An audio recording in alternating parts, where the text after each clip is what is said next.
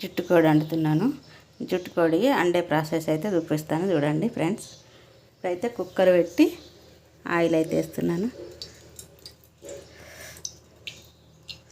చాలా ఆయిల్ అయితే వేడైంది. ఒక బగారాకు, కలక్కాయ, అట్లాగే 2 లవంగాలు అవి అయితే వేగినాయి కదా. ఇప్పుడైతే ఉల్లిగడ్డలు, పచ్చిమిరపకాయలు, ఉల్లిగడ్డలు అయితే కాస్త ఎక్కువ పోసుకోవాలి, మంచి టేస్ట్ వస్తుంది.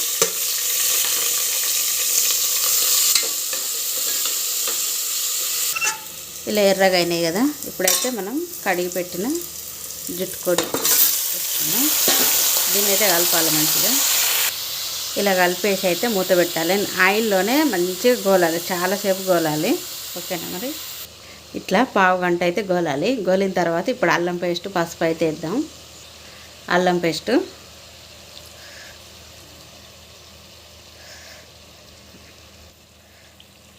అల్లం పేస్ట్ వేసిన తర్వాత పసుపు వేసి కలబెట్టి కాసేపు అయిన తర్వాత మనం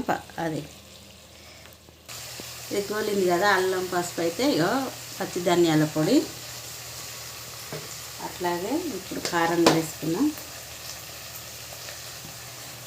జుట్టుకోడిని అయితే ఆయిల్లోనే ఎక్కువ గోలనియాలి. గోలితేనే మనకు టేస్ట్ మంచిగా వస్తుంది. 3 చెంచాలన్నర కారం అయితే వేసిన.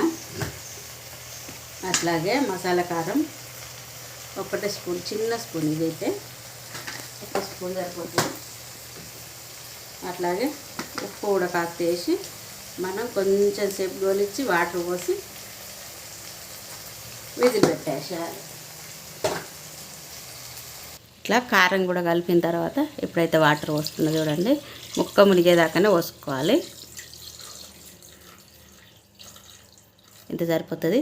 ఇప్పుడైతే మనం కలిపేసి ఒక 4-5 విజిల్స్ అయితే పెట్టాలి. ఇది కూడా మటన్ లాగానే ఉడుకుతుంది. ఇప్పుడైతే విజిల్స్ పెడదాం. కుక్కర్ అయితే మూత పెట్టి విజిల్స్ పెట్టి ఒక 4-5 విజిల్స్ అయితే రావాలి ఫ్రెండ్స్. ఓకేనా మరి. 6 విజిల్స్ వచ్చిన వాళ్ళని అయితే ఇప్పుడు కుక్కర్ తీద్దాం.